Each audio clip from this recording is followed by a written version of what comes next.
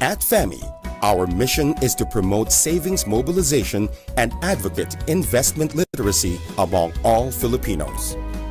We conduct regular seminars around the country to ensure that every Filipino understands the value of investing and securing their future.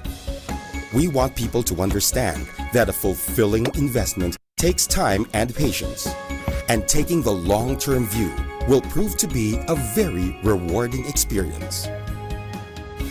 For more information, visit the FAMI website.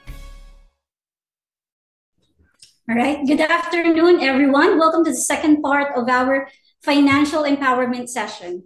Today, we're going to talk about the basic steps to achieving financial independence. And we encourage our participants to join the discussion. So you can just scan the QR code that you can see on the screen.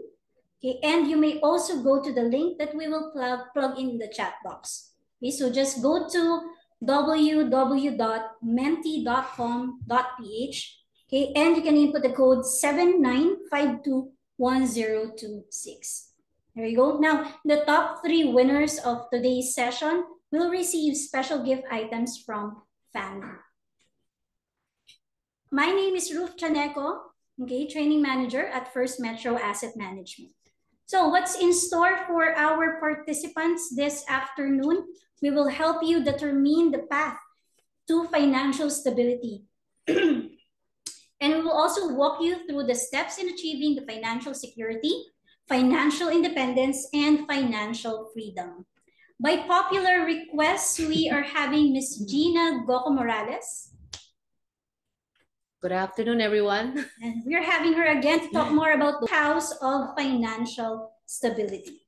Now, this session is brought to you by our company, First Metro Asset Management, a company partly owned by the First Metro Investment Corporation, one of the largest banks, investment banks in the country, and is also partly owned by the Metrobank. FAMI is also partly owned by the SEAP and Maris Brothers. It is ingrained in our mission and vision to advocate financial education to Filipinos to enhance the country's financial inclusion. Now, let's get started our session. Okay, so this time we are going to conduct a financial stability score. Okay, so let's see. There. So you will answer 5 questions.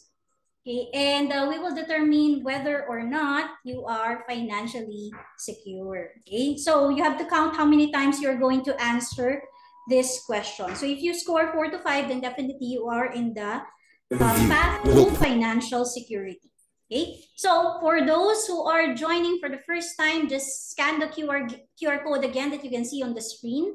Okay, so are you financially secure? There are 5 questions that you would just answer, yes or no. Again, we encourage our participants to join, and the top 3 winners will receive special gift items. Okay, so let's see. So scan the QR code. First question, I'm able to pay my living expenses, yes or no. Okay, next, I have 0 credit card debt and other purchase related debts. Next is I have 0 credit. I have 3 to 6 months of savings for emergencies. Okay, and then I have more than 1 source of income. Okay, so you probably are employed right now, and you also have other sources of income. And lastly, I have a coverage for health or life insurance. Okay, there you go. I encourage all the participants to answer our discussion, our questions here, so that we can tailor fit this discussion to you. Okay, so there you go. I guess we are also seeing an average for the participants. Okay, so now for the audience here, we would like to also encourage you to count how many times you said yes. Okay, and so let's see how many times you said yes. If you answered 4 to 5 yeses, then that means you are financially secure already. Okay. Okay. So for the average of our participants, they're in the middle ground. Okay, so you would see so 1.5 score, so meaning it's in the middle and also nearing, no, to the financially secure. I believe many of our participants, Miss Gina, have learned a lot from your last session. Okay, so they are already on the first step to financial stability. Okay. All right. Now, okay, thank you very much to those who are participating, and I know that you are already aware of your financial security score. Now, let's go to defining. Okay, let's define what is financial security. Okay, so financial security is actually the confidence of someone, okay, one's confidence in being able to cover, okay, pay for their basic needs, and also have a cushion, or in a way, be able to pay if there are also unforeseen expenses. Now, Ms. Gina, to facilitate our discussion, okay, in this afternoon session, we collated questions sent by our registrants relating to these topics. Okay, so I have our first question ready, and this is sent by Mr. Yu. Okay, first question: does an individual's career choice, okay, does it affect his or her income potential? Okay, so that is our first question, Ms. Gina. Okay, so for our audience watching in the Facebook Live and also watching via Zoom, you can like, yan, so heart, or you can thumbs down if you don't agree. Okay, so shout out from Berlice from Iloilo. Yan, so Berlice, tell us now, do you agree the individual's career choice, does it affect your income potential in the future? Okay, Ms. Gina, what do you think? Definitely. You know, career choice is actually one of the important decisions you make towards your financial future. You know, what's this? Career is actually, there are two things now, okay, that I want to impart to you is that, you know, a job is just really being able to pay your expenses, but having a career is totally different. It's a choice you make to be able to gain experience, okay, build your skills, and improve your professional value. Okay, and then the key is that once you have your career, if you already are honed into your career, then you can already maximize your potential income and take opportunities as they come. Like in my case, okay, when I decided that I was going to be a banker, and I, you know, of course, at the beginning, maliit lang naman ang sweldo, di ba?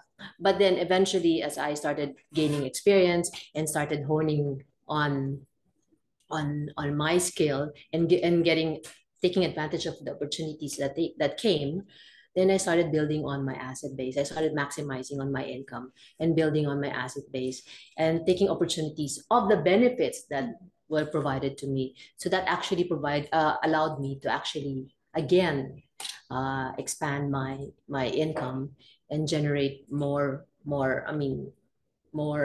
income to be able to pay off my expenses. Yeah, that's right. I agree. No, so what we know is that your income, your salary, actually has a big impact when it comes to how much you'll be saving and also the potential of you building your own assets. Okay. Okay. So there, I think one of the suggestions by Ms. Gina earlier is you have to be intelligent when making career decisions. Okay. You have to be smart, actually, not just intelligent. You just have to be smart. And also, when you're in your career and you're given a lot of work or maybe a lot of opportunities to expand your knowledge, you take advantage of that. Because there's, you know, I've spoken to a lot of people, and sometimes, and also throughout my career, when they're given expanded roles or maybe a lot more tasks to do, sometimes they cower or they say, wag muna kasi malako, hindi ko kaya yan. So that it's fear first na umiiral or some. So, but I think what happens, and I think what needs to be done, is that you have to take it on and say, I can do that. You know, I'm capable of doing that. I can take advantage of the opportunities in terms of training and building my skills. So as you move up the organization, you'll be able to maximize, earn more, okay, get a lot more visibility, build your network, and then maximize on your income potential. Agree. Thank you for that, Ms. Gina. So for everyone who's tuned in, I guess you have to rethink now your career, okay? And also the training opportunities, you have to grab that, okay? Because it also has an impact to your development, okay, as an employee, and also to your income potential, okay? Thank you very much, Ms. Gina, for answering that. For the audience here, share your thoughts, okay, on the debt. Okay, so why do financial literacy advocates? And, okay, next slide. Okay, so Ayaw gumalaw. ayan. Next slide, Okay. please. Yeah. Okay. Okay. So question, again, why do financial literacy advocates advise on zeroing out the debts? Is that bad? That's a question. Okay. So for those who are you are tuned in right now, pangit bang may utang? Okay. Is it bad to have a debt? Okay. So yes or no? Okay. Let's see our audiences feel about debts. Okay. So right now we're seeing majority are saying debt generally is bad. Okay. And some are saying also not really. Okay. And almost marami na nagsasabing not really. Maybe these are most of our participants from last session. Okay, so if you attended our last session, definitely you know the right answer. So Miss Gina, what do you think about this? Is that bad? Okay, let's differentiate. When they say debt, it's not overall na debt is bad. Okay, there's actually the good debt and there's also the bad debt. The good debt is that depends on your purpose. If you borrow because you're going to acquire a property, okay, which you're going to be putting your house on, then I think that's good. Okay, if it's debt to actually, if it's to borrow because you want to make your business grow, okay, then that's good debt.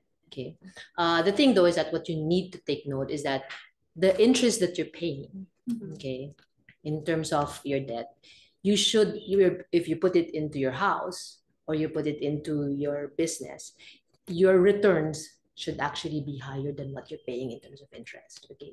However, for example, if it's your first home, then definitely, Papa, how do you actually measure the returns on that? That's infinite, diba? So what you need to determine though is that if you actually borrow for your first home, you have to make sure that you'll be able to pay for that debt. So in my case, I'm such a believer of acquiring debt when you're young to be able to build your asset base, because that's what I did. Okay. I borrowed. My first home was actually when I was 28 years old. I just got married at that time, and then I borrowed to be able to have my first housing loan. Okay, but then after that, quickly as my income was going up, I was already setting aside money to be able to avail of a lot of these real estate projects, which were on financing. So it's still debt. Yeah, yeah. Okay. And that's how I was able to acquire my my asset base, or bring up my asset base through those structures, through those transactions. But what I needed to do was to make sure that my cash flow was adequate to be able to pay for those debt. And I'm a firm believer as well that, you know, if you put it in real estate at that time, it was going to make money for you, because eventually over time, the appreciation, market value of that real estate that you bought is going to be higher than what you actually acquired it for. So again, there is good debt and bad debt. Yes, bad debt would be credit card debt. Bad debt is that if you actually borrow because you want to buy something that is, well, that is something that you really cannot afford, or maybe because it's something that, you know, something na gusto mo lang, okay? Something, and then not really having to look at your cash flows and understanding it, and then hindi mo na pala kayang bayaran, you know, those are bad debts. Okay. So or to finance a lifestyle. Okay, yeah. A debt to finance a lifestyle. Yeah, let's say you're getting a bag. Okay, do you have any guideline? Okay, maybe just give our participants some guidelines when it comes to making luxurious purchases, expensive purchases. Okay, this is interesting because, you know, I think I've obviously practiced this as, you know, through the years, is that when you acquire something luxurious, of course you have to ask yourself, is that something I need or is that something I want? Typically, if it's anything luxurious, it's always something you want. Yeah. Okay, because it enhances you, it makes you feel better, okay, and it, you know, just makes you look good. But what you need to think about, okay, is that before you get to actually purchase that luxurious item, for me, what I always practice is that, can I afford to buy that 10 times over? Okay. Okay, because there are people who I have known throughout na they buy a expensive bag. Okay. Yeah. And yet we ask them, oh, magkano ang savings mo? It's equivalent to the bag that they bought. Oh. So they've actually just bring or put everything into that bag. Okay. Just because they feel good. But then, paano na yan? Sige, well, what about your other expenses? How do you bahala na. Okay. So, for me, that's always been my, how do you call it? My rule. If I want to buy something expensive or luxurious, something that makes me feel good, I have to make sure that I can afford it 10 times over. 10 times over. Okay, so if you're eyeing a bag, okay, let's say I'm eyeing a bag that's worth 50,000 pesos, I should have at least 500,000 in my savings. Yes. It's like what's more important is not the bag, but what you put in your bag. Okay, it may not be in your savings, it may actually be an investment, something that you earn 10 times over. Okay. All right, so there you go. Okay, some of the tips that we learned from here is that the bad debt that we mean is your credit card purchases. That's what we need to zero out. Okay, and you also have to remember the times 10 rule. Okay, next slide, please. Okay, so those are the tips. Now, for our financially secure people, and I guess majority of our participants today, because they're scoring between 4 to 5, okay, we also realize that they make budget plans. Okay, so when we say budget plans, most of the people are saying you make budget plans for 1 month. Okay, some would say 1 year, but what's the real term or tenure, tenor? Okay, how long should you make budget plans? So for our participants here, ano po yung inyong plans? Okay, so how long do you make a budget? Is it for a month, a year, or do you make a longer than 1 year budget plan? Okay, let's see our participants. Please share para mas tailor fit natin yung ating discussion. Okay, I guess majority are living on a month to month, parang pantay with their saving, with their monthly payroll, right? Okay, so I guess majority are doing this. Okay, so mostly one month of budgeting. They make plans for this month and then the following month. So I guess it's a common practice. Now there's equal also with those who are making 1 year. Okay, I guess it also makes sense. Okay, so Miss Gina, what do you think? Okay, the way I do it is that I actually determine what my goals are.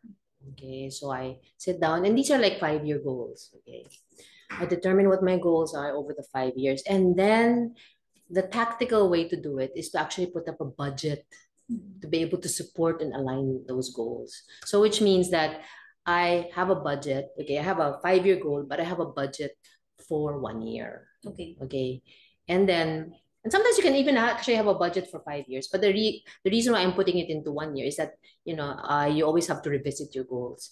So, okay, so I have a budget for 1 year, and then I revisit my budget. And this 1 year budget is actually every month.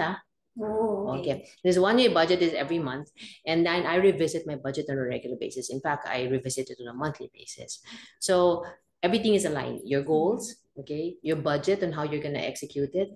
And then you revisit it because, again, are you following your budget on a regular basis? So that's what I do. That's how I practice in terms of my goals. Okay, so just to also remember the key points that Ms. Gina mentioned earlier, you have to set your goals, okay, and integrate that in your budget plan. Okay, so when you have a 5-year goal, you put that in your plan as well. Okay, and I think it's important to master your cash flow. Oh, yes. The way my budget, of course, as I've said, I have a yearly budget, and then I break it down every month. But then the cash flows is the one that I monitor on a regular basis to make sure that I'm actually well within my budget. Yeah. So there. So again, mastering your cash flows. I know my cash flows like the back of my hand. And I always revisit my cash flows. And I also revisit it on a regular basis. That's what I'm saying, because things change, especially now, with prices escalating. I always need to look into my budget if I'm still well within my range. Okay. And then if I want to acquire something new, then I also revisit my budget and see if it's aligned with the goals I've set out for myself. Okay, I guess we need to remember that, no, that we also need to revisit our budget whenever an opportunity comes in. Like it's a business opportunity, or it could be an employment, an expansion of your role, promotion. Look at your budget, okay? And that would also look at make you look at your goals. So applying all of these three steps that were mentioned by Miss Gina, let's look at someone. Okay, this is someone who wants to buy a car. Okay, and because he has received a significant salary increase. Okay, so he wants to buy this car. Okay, yan, and he checked the website just to check how much is the monthly amortization and also his down payment, and currently doesn't have the cash. Okay, so what he wants is to save up for the monthly for the down payment. Okay, so let's look at his cash flow. Okay, there you go. Hold on. Okay, so this is his goals, Miss Gina. So he has his car in his goals, and then he's also going to send his kid to college, and he is also planning to get a house and lot. Okay, so if you think about it, all of the computations, okay, or all of the costs for a year would amount to 500,000. Put it on a monthly basis, it's 56,000. Okay. Okay. Now, let's look at his plans. Okay, so for his, because you mentioned, okay, let's integrate your goals in your budget plan. So he plans to prioritize the car because that's the cheaper option. Okay. And of course, definitely not paying the tuition fee. Okay, but when we look at his cash flow, again, we are seeing here he has a surplus because he got promoted. That's his salary increase. Okay, and he wants to budget that into buying the car and also paying for the tuition fee payment. So it's looking like he has, instead of an increase, meron pa siyang deficit. Do you have anything to say, to this to this individual who wants to acquire a car because he has receive a significant salary increase, Ms. Gina? Okay. You know, again, the key here is to prioritize, and I can see that he really needs to prioritize on paying the tuition because talaga namang that's a necessity. Okay, and I'm sure that he really wants to have a car, a brand new car. Who doesn't want to have a brand new car? But the reality is that you can see that he already is generating a deficit if he has to borrow against that car. So my suggestion is, does it have to be a brand new car? It could just be a second-hand car. Meron naman dyang, there are a lot of banks who actually provide financing as well on second-hand cars for as long as it's not too old. Or maybe he can just delay it a bit, maybe a year more to see if maybe his income will increase to be able to afford the loan amortization. Or better yet, buy a smaller car. You know, so just make sure that you get to fit that whatever the amortization you need to pay will be able to, you know, whatever you need to pay will not actually result in any deficit. Yeah, thank you, Ms. Gina. Okay, so I hope you listen to that because for the next part, we are going to have our first quiz. Okay, what are you going to suggest this individual? What should he do? Okay, and what would be his next steps? Okay, 10 players ready? And for those who are still just new to this session, just scan the QR code that you can see on the screen. Okay, or you can go to www.menti.com and input the code 79521025. You can also click the link that you can find in our chat box. All right, let's get ready. Press enter. Let's see. Enter.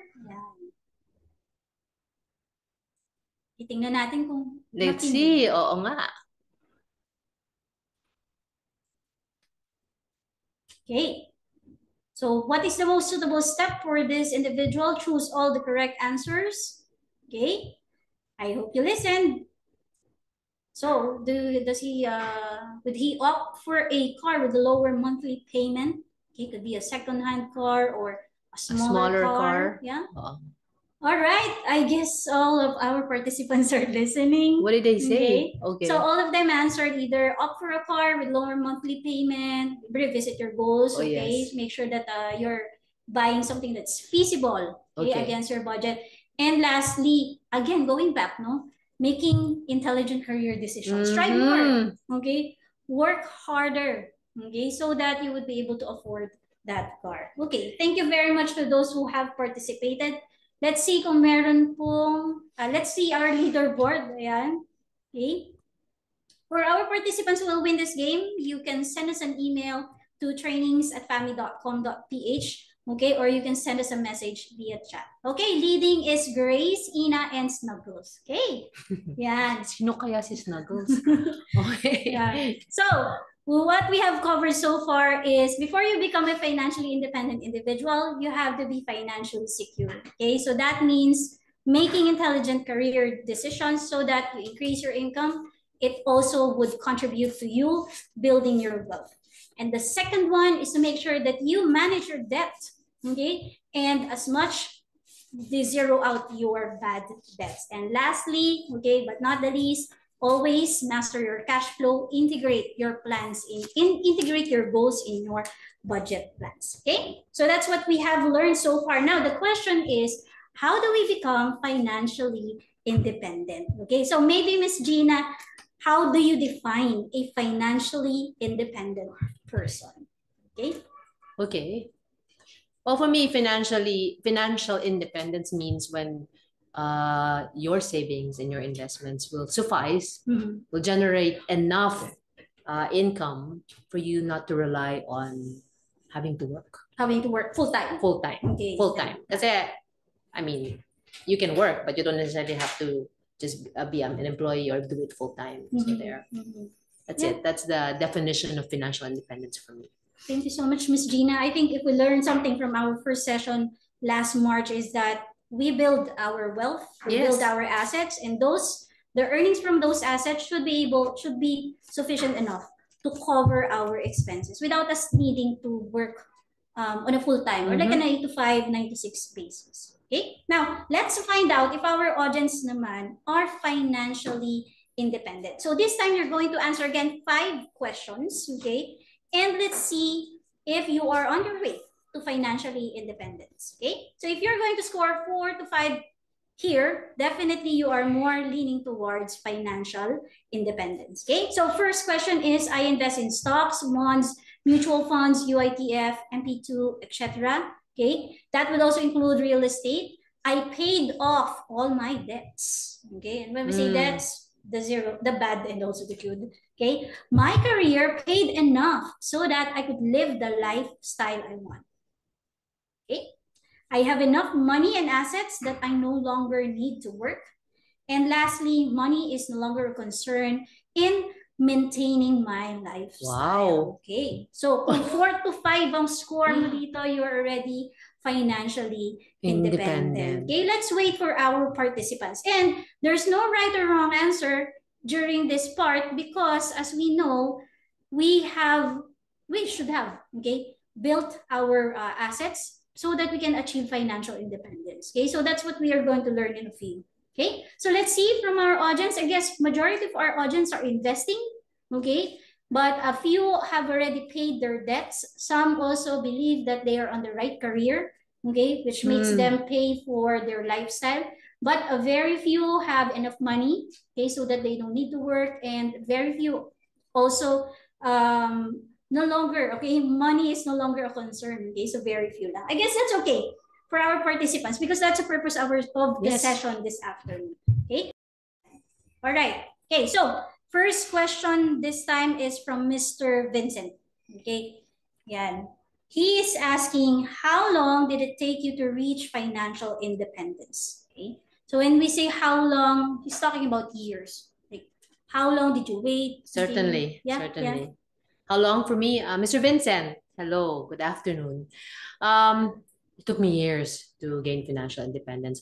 I kind of started late in being able to build my asset base. As I've told you, diba, I started acquiring my first housing loan at the age of 28. And then as I was moving up my career, I was already somehow, investing in real estate and setting aside money on a regular basis on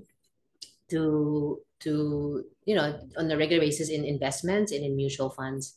And then of course after 10 years, I invested in having a business. So that said, But I've also set a goal for myself, which was before I would reach the age of 50, or just at 50, I was going to get out of a full-time employment and do it on my own. And I've said, you can still be working, but not full-time.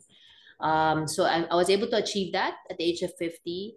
I was able to gain financial independence, but it took it took several years. So from when I started at the age of 28 to 50, that's about how many years would that be? 22 years to be able to gain financial independence. Mahaba na yon. In many instances, people take shorter, but there are also others that take a lot longer in being able to gain financial independence. But that's my story there. Thank you, Ms. Gina. And I guess that's what we realize. No, we're always eyeing for age 60 for us to be financially independent. Some actually do not become financially independent at 60. It could be later. Okay, but it's also important that we know that it's not an overnight. Okay? No, it's over time, and you have to do it consistently over time as well. And again, the reason why I also wanted to get out of a full-time employment at the age of 50 was because I felt that somehow I could still do a lot more after 50, and I didn't want just to be constrained to just being an employee. I felt that somehow there's a lot more I could do. And that at the age of 50 was going to be the perfect age for me to be able to maximize on that or take advantage of that. So there, again, for me, I didn't want to retire, or I didn't want to be financially independent at the latter stage, or when you're too old, because there's your opportunities are also limited. Yeah, agree. Thank you, Ms. Gina. Okay, now for our participants, we also have a related question to this one on how long before you built or become financially independent. Okay, so this one was sent about next slide, please. So the question is, this individual is being encouraged to build on their personal retirement fund. Okay, and you mentioned this earlier. Now, the company is encouraging them to invest on a monthly by deducting it from payroll. Okay, so what do you think, Ms. Gina, is the pros, for this individual if he participates in this? I only see pros in this one, because this is what I started to do. Late na nga ako when I started doing this. But the beauty about this whole thing about having to set it aside is that it's actually forced savings. Kasi they take it out of your salaries already at the onset. So which means na yung pumapasok sa bank account mo is already net of that. Okay. So that's forced savings. And then as long as it's invested in some long-term assets, okay. Like for example, in my case, I was investing it in equities. Then over time, what you generate in terms of income is actually much more than inflation. And also, it takes, the problem kasi is that when you're investing and you're deciding on your own and you have to make those decisions, there's a lot of emotional, how do you call it, process that gets into the picture. So, which means that alam naman yun. Like, for example, when the market is down, then why would you invest? Okay, which is contrary to the saying that when market is down or when there's blood in the streets, invest, diba?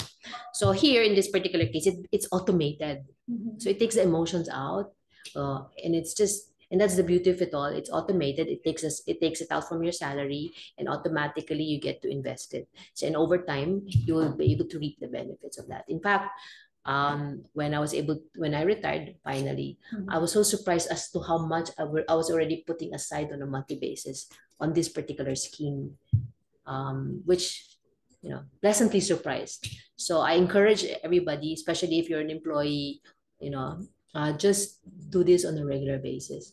Do it on an automatic basis. A lot of banks offer that. Yeah. Okay. And if you can talk to your HR as well, maybe there's an opportunity for them just to, do it and automate it as well. Take it out of your salary. So that's it. Thank you, Ms. Gina. And I really like that when you invest, especially if it's being deducted from payroll, it's already net of investment. So you're now forced to spend within what you're receiving. Yeah. Okay. So for savings, as you shared earlier, and there is actually a pleasant surprise. It could be 5 years, 10 years down the road. You don't know how long you're staying in that company. Okay, but maybe start investing in yourself. Okay, so thank you for sharing that. Now, let's look at, this is an example or a sample, there you go, a sample computation of how a monthly investment would look like for this same individual. Okay. So let's look at the same person. Yes, Mr. Yu.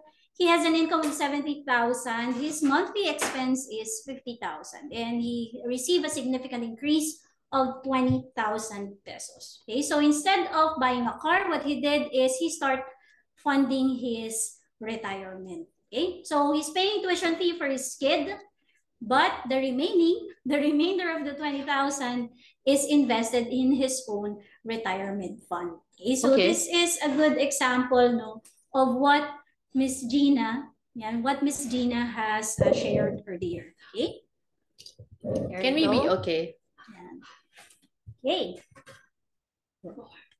Sige, speak louder. Okay, ayan. Yan, okay. Now, a tip for everyone, okay, regardless of where you are investing, and I just want to share this, you can just go to any website with financial calculator in there, or you can also visit our website, www.fami.com.ph.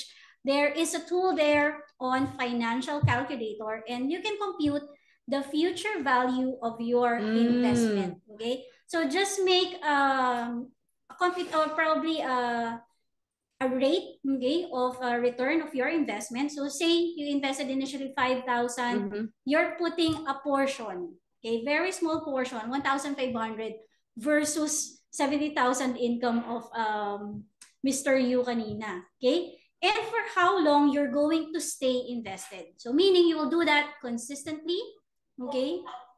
You will do that consistently, and also you would be staying invested for 10 years. Okay, so this is, imagine 5,000 pesos. Okay, but for 5,000 and an additional of 1,500 for 10 years, that's the accumulated. I guess this is your pleasant surprise. Yes, okay. That is my pleasant surprise. Yeah. Thank you so much for How much sharing. is the rate of return? Sorry. Well, we use here an 8%. This is an assumption that he has two funds here. Okay. He has an equity, and also he has a fixed income, like a bond fund. Okay. So just to share, also participate. Now, if it's there's an opportunity in your company for that, participate. Okay. And you will just not notice that you have already accumulated this sum of money.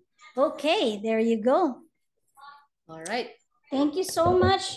Okay. Now, let's look at the next question.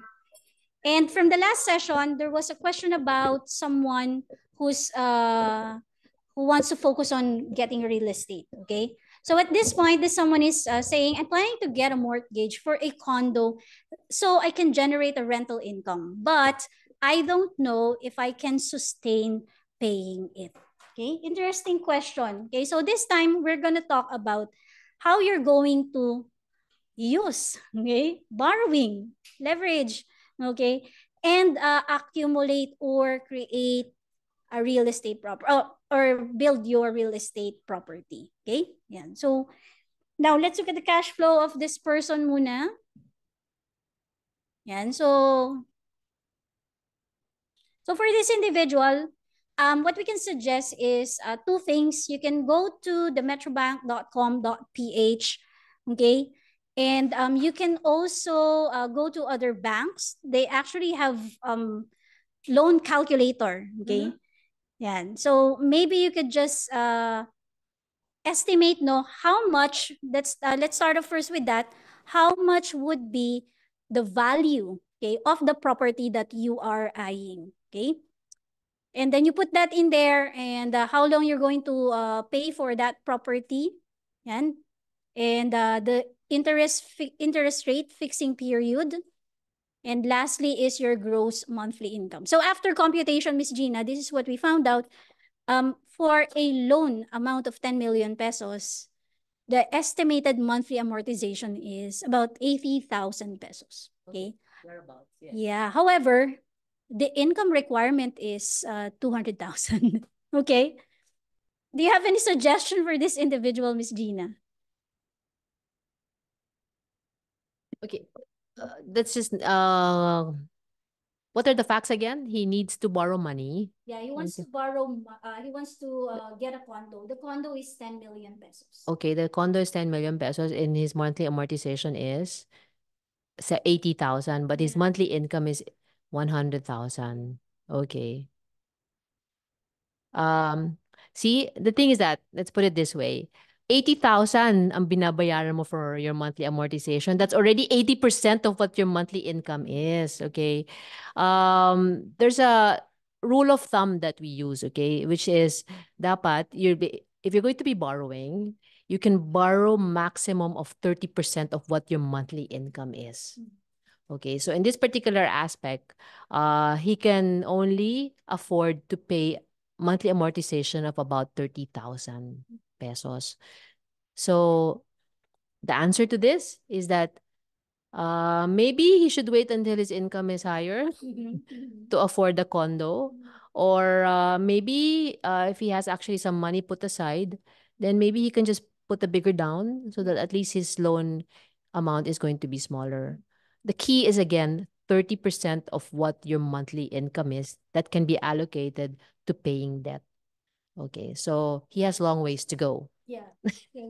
30%, that's the number. Actually, That's the number. we did a simulation naman with the housing loan of Pag-ibig, okay, using his gross monthly income.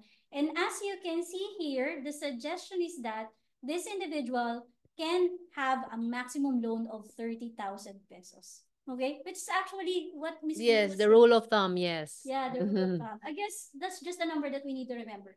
30% of your income, that's what you can borrow when you acquire real estate asset. Okay? And I think the rationale to that is that let's understand, no, if your income is 100,000 and you're paying 30,000 in debt, the remaining will already be able to fund your expenses, your living expenses. Sige, I mean, rather than paying debt, rather than being laden with debt, you have to make sure that you allocate enough for your living expenses, and that's really what it is. That's why that whole rule of thumb applies across. I would agree.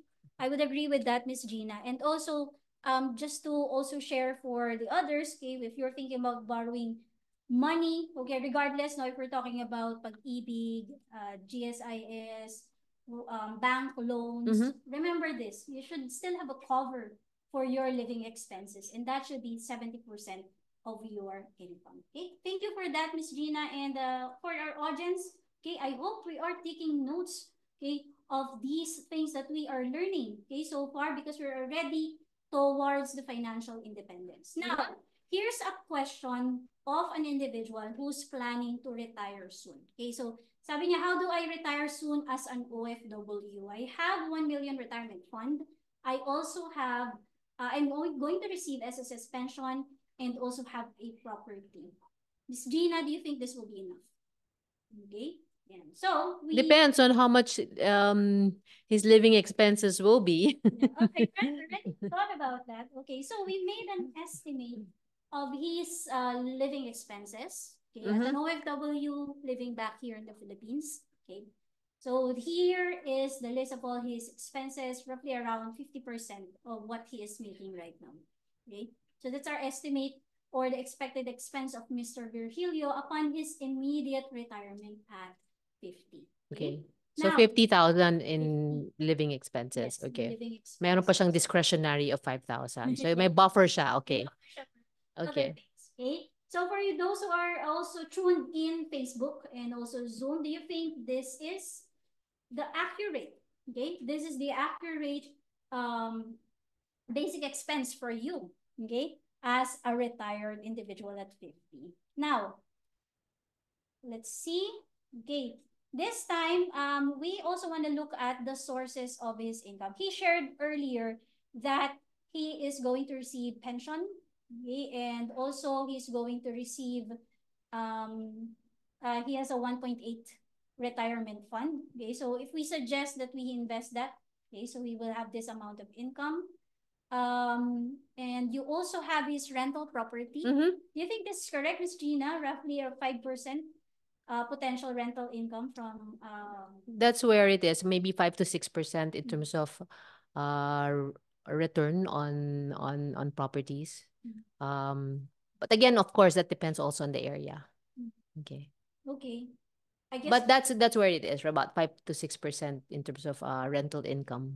Okay. Maybe Per annum, ha? Per annum, yeah. Yes. Do you have any suggestion for those OFWs who are right now, because it's one of the portion of their portfolio, okay, for their retirement or for their assets during retirement. Okay, so they're looking at real estate. Do you have any suggestion when it comes to choosing the property? Okay. Well, again, it's a property that I mean, location is important. Location. Okay, location is very important. At the same time, just in case, and if your intent is to rent it out, that's fine. But there are instances, in fact, it's happening now. There are instances na, it's so hard to actually. I mean, good if you're able to have long-term leases, but sometimes, these are just 1 year tenors. So you're actually at the risk that it's not renewed. So what happens? Also, bear in mind that, when you buy property, there are also other expenses that you need to pay for, such as association dues, okay? Especially if is this owned or ano na to? It's correct. Okay, pero wala siyang outstanding loan on it, diba? None. Okay. So the association dues, you have to check that out because sometimes they're quite hefty. Okay. So you also have to put that in your cash flow. Okay, and budget for it.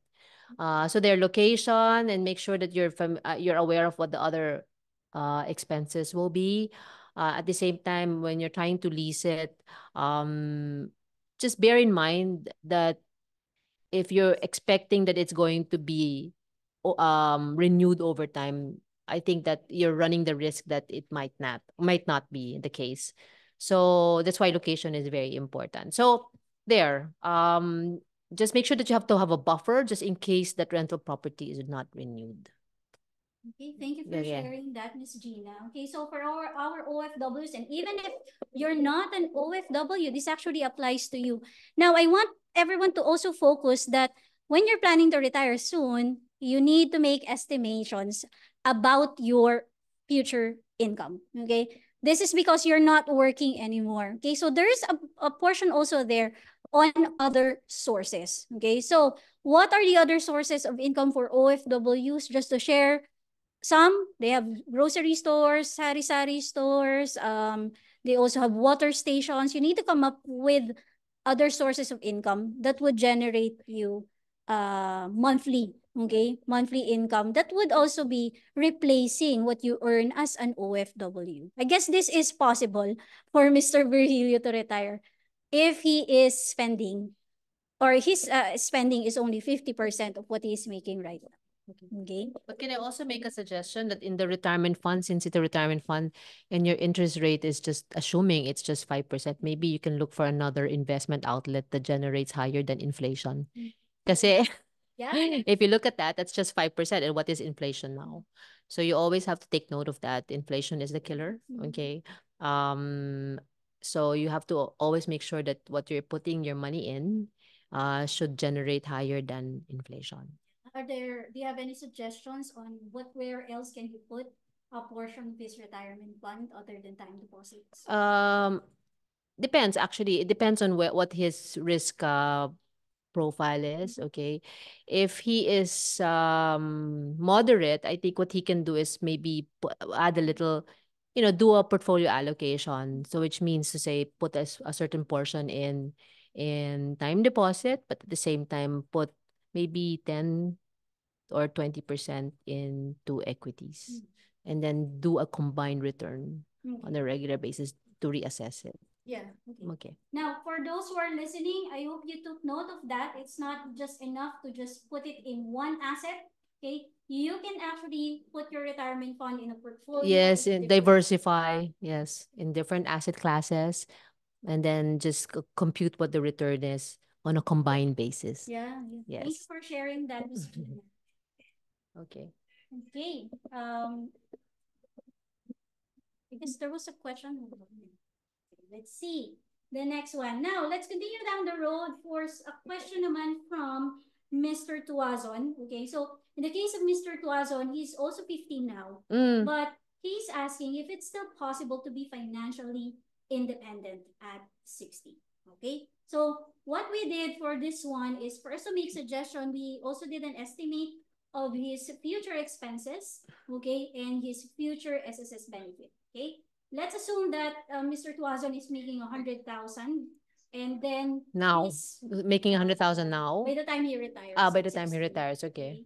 So at 60, and his pension benefit, okay, would be around 13,000 pesos. This is from the SSS, no? Yep. Okay. So for those who are wondering, you can look it up. There is an SSS benefit calculator. Okay, so you can make estimate already.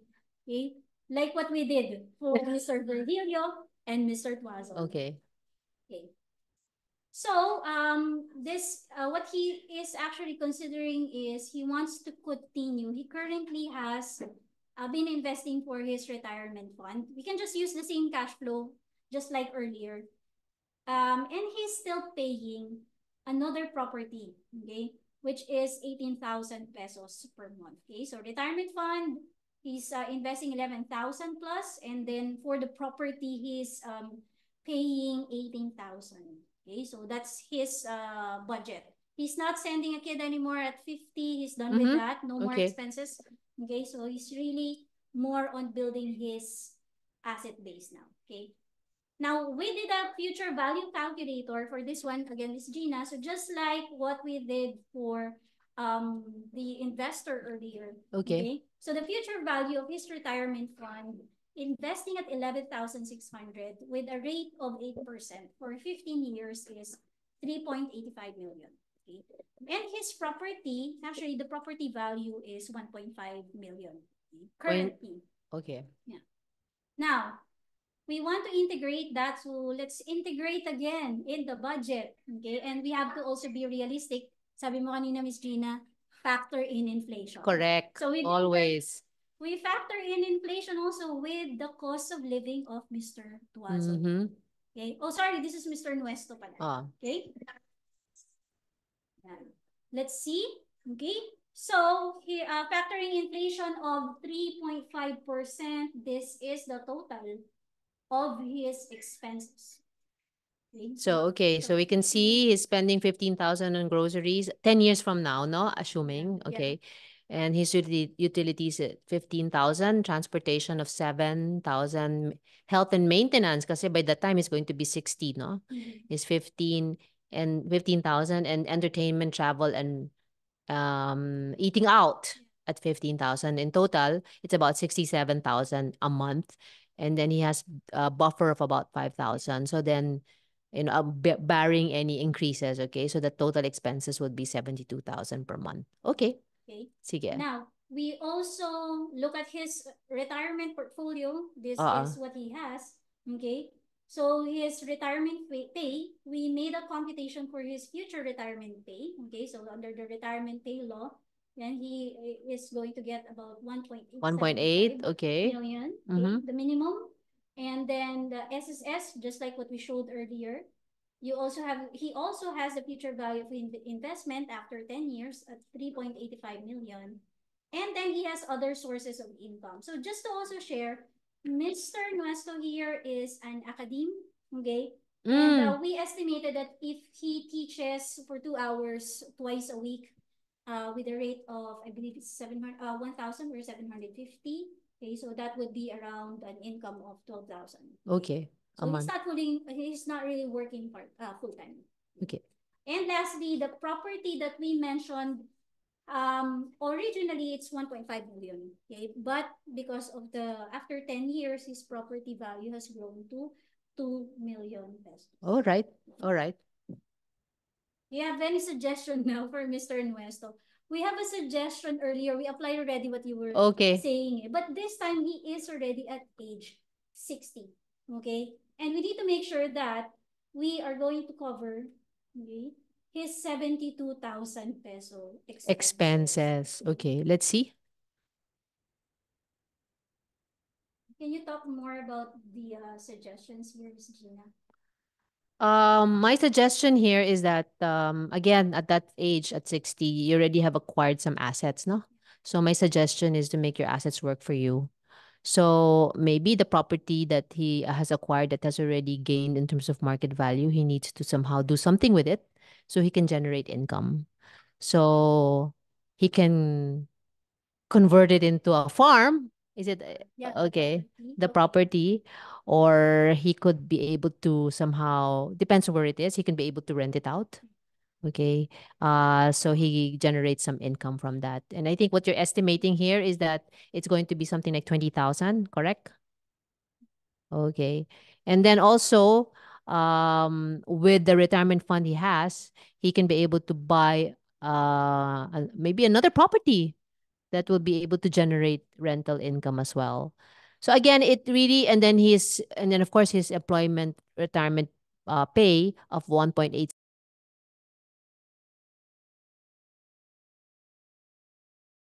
generates higher than inflation. So in that sense, what I'm saying is that he really needs to maximize. Just to reiterate, at the age of 60, he has several assets.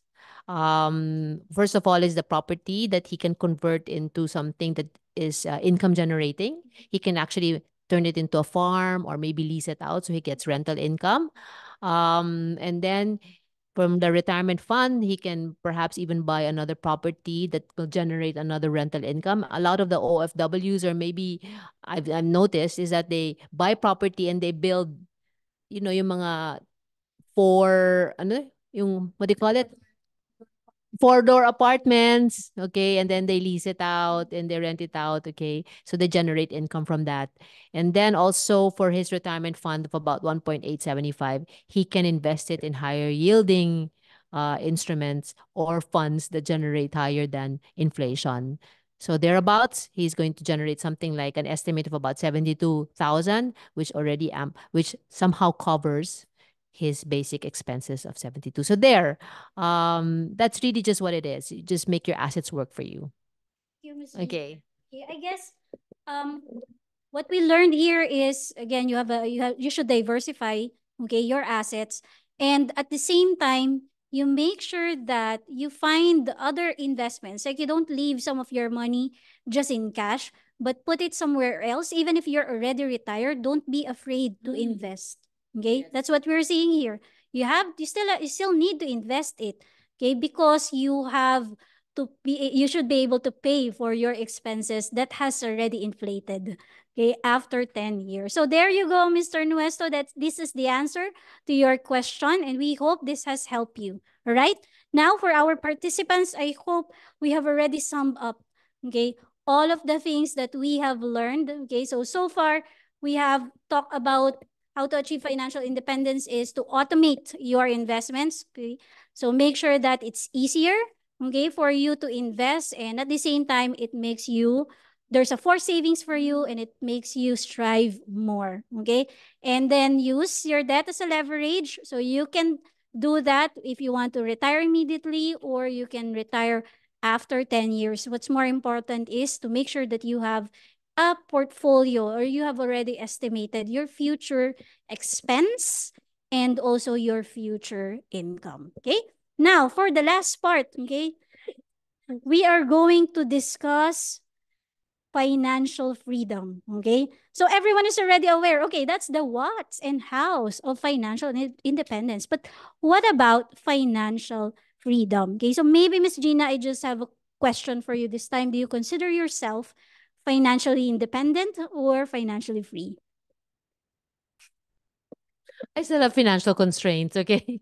So I would consider myself more of financially independent. Okay? Kasi in terms of I still have monetary constraints, okay?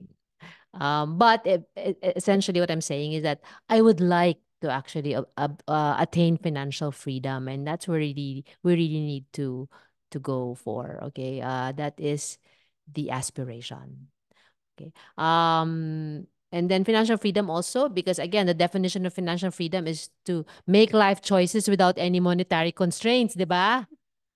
Okay. Wow. That's a dream. It's the ultimate goal, yes. But okay, but the mere fact that you have financial freedom, and for those who do have financial freedom, imagine the liberty or the flexibility you have to do everything you want to do. Okay, explore, follow your passion, explore things that you've been laying off or delaying for the longest time, travel, and have no consideration whatsoever in terms of monetary, in terms of money. Isn't that ideal? Yes. Okay. So there. So we all want to attain that. And we should all strive for that. Okay. Thank you. Thank you for the answer, Miss Gina. Okay, and for sharing. I guess this is really what everyone is aiming for, and that's why we are building ourselves towards financial independence. Now, there is a related question on this one. Okay, what do you think is the number where we can say our fund is already sufficient for us to retire? Forget about financial freedom. We just want to be financially independent. Okay, is there a number that you thought, Miss Gina, when you're planning to or preparing to retire? Okay? What's that number that you were looking for? I have actually shared this in the previous webinar that we had. No, I was looking at the number. I said, no, when you retire, you're not looking at you still have to maintain the same lifestyle. Okay.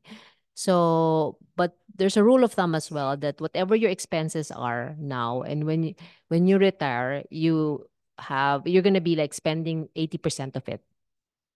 Okay, correct. So the way it works for me is that I was already able to compute that somehow I need like 150,000 a month. Okay. In today's prices, in today's prices, to be able to afford my retirement. But again, consider also, just in case, that's why health is wealth. Okay. Consider as well having to set aside money for medical needs. So my number was something like 55 million. Okay. And the way it works is that I think we've actually run some numbers here, diba? It's like, what is your monthly income now? And then multiply it by 12. Okay. And then multiply it by 33 times. So 33 times. Okay. Again, do the math. So if your monthly income is something like 100,000, okay, times 12. So that's about 1.2 million. Okay, compute that and multiply it by 33 times. That is going to be your retirement nest egg. Okay. Okay. I guess Mr. that was a question by Mr. Santos. Mr. Santos, that's the answer. Okay. If you are looking into spending, okay, retirement spending of 80% of your current income, you should have at least 33 times of your annual income as your nest egg. Okay. And just to be realistic, of course, this is not everything in cash. You should consider that your retirement pay, your SSS, all the properties that Yes. you mentioned, okay, Yes. form part of the 33 times. Okay. But actually, Ms. Gina, just to also share, I ran the numbers naman for those like Mr. Virgilio, who is going to spend around 50% only. His spending is 50% only. Okay. Here's no money. Ayan. He's going to spend 50% only of his income. Okay. So at that point, what we did is we look at to spend 50% of your income during retirement, you should have a cover of about 21 times. Okay, 50%. So the key is how much you spend, how much your spending is. Yes, upon retirement. Retirement. Is our mic on? Okay. Is it on? All right, thank you. Thank you. I'm sorry, we're just encountering some technical problems, but There you go. there you go. Sige. I'm going to summarize all of these things that we learned this afternoon. Okay, so for us to achieve the financial independence, we need to take these basic steps. Number one, intelligent career decisions so that you can increase your wealth, okay? Increase your income and then build your wealth. And then keep your debt at a manageable level, especially zeroing out your bad debts, okay? Make sure that your short-term down to your long-term goals are integrated in your budget plan. Now, towards financial independence, automate your savings, capitalize on debt to acquire properties or venture into business. And third is to create, bottom line at the end here is to create multiple sources of income so that you will have a lot of sources of income also upon retirement. Okay, and now for us to achieve the ultimate dream of financial freedom, we need to make sure that we have enough. Okay, so just remember the number 33 times. Okay, so we challenge you, try to compute that on your end. Okay, and if you think this is if 33 times of your income or annual income would be enough, okay, and then after that, as Miss Gina has also shared, okay, as she continue to acquire assets, she makes sure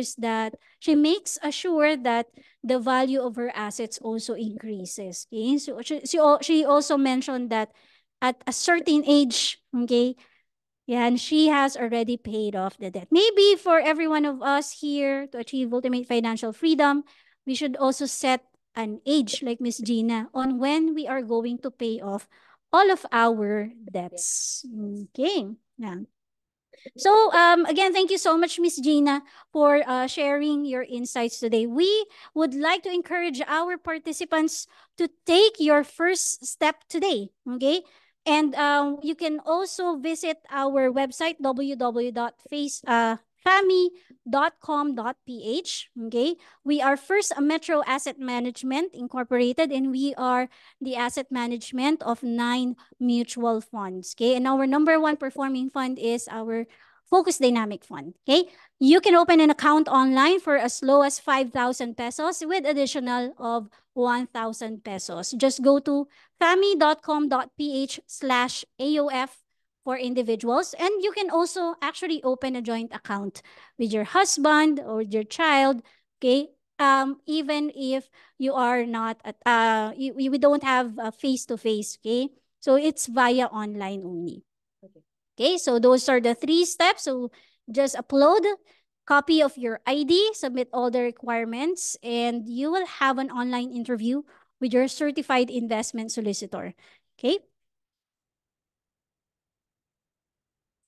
All right. And now for the fun part. Okay.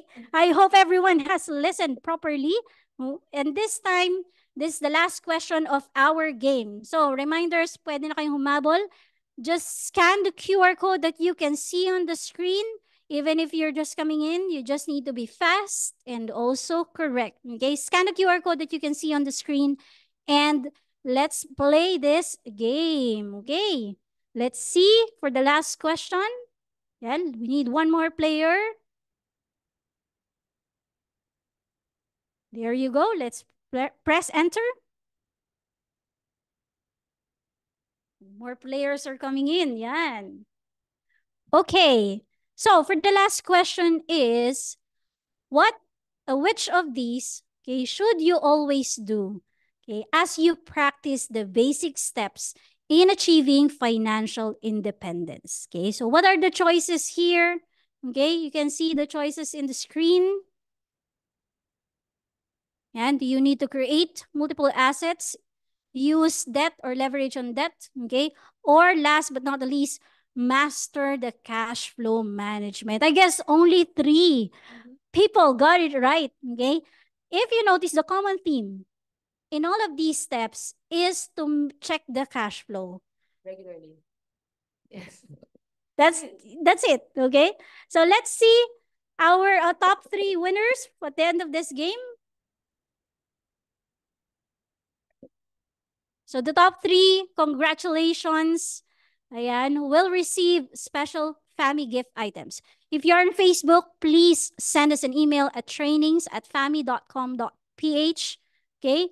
And you can also send us a DM, okay, or in the chat box. So we have Awesome Job Kim, okay, and Stingylicious, okay? And we also have Gray. So there is a tie between Stingylicious and Awesome Job Kim, okay? There you go. Oh, it's Kim only. All right. Thank you very much. Okay. For those who are interested, if you find interest in our financial education programs, you can also send us an invite at trainings@fami.com.ph. Now, you can also click click the link in our chat box for you to register and see all of our programs for individuals. Okay. There you go. Now we'd like to hear from you. Tell us how our webinar have helped you make your financial path, your path to financial freedom. Okay. So please answer the Zoom poll. Okay. Now, Miss Gina, while our audience is answering the poll, okay, do you have any final message to our audience this afternoon? I always take the quote of I always take Steve Jobs. I want to quote Steve Jobs on this one. He says that, what did he say? He says, my favorite things in life don't cost money. It's really clear that the most precious resource we have is time. So we're running against time here. So as I've said, like in my case, I started at the age of 28 to start, building up my asset base. And I was able to be financially independent at the age of 50. But for those who haven't, started at this point, you don't have much time to do that. So again, take advantage of it. Start early. Try to set up what your goals are, and then have your cash flows or your budgets in place to be able to support those.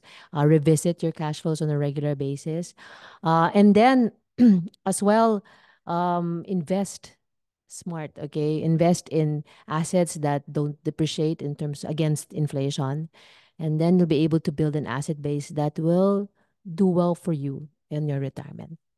So time is of the essence. So do it now and don't wait. Thank you very much, Miss Gina. Okay, I guess that ends our session this afternoon. Okay, so Miss Gina, we'd like to thank you again for sharing your expertise. Okay, and for having you back again, and also the practical. Okay, that's the word there. Practical approaches to your financial independence. Now, we'd also like to thank our audience this afternoon for the active and engaging discussion. We'd like to see you again at our next session this coming May about our financial super moms. Okay, so stay tuned also to our next webinars. You can visit our website, Facebook, or Instagram pages by searching at First Metro Asset. Don't worry, we will also upload our latest video, okay? So via YouTube, Facebook, our Facebook accounts. Okay, so again, this is Ruth Chaneco thanking you, saying goodbye to everyone. Okay, so we'd like to remember your priorities. Remember what matters to you the most, and remember your first. Thank you so much. Bye. Thank you very much, everyone. See you again.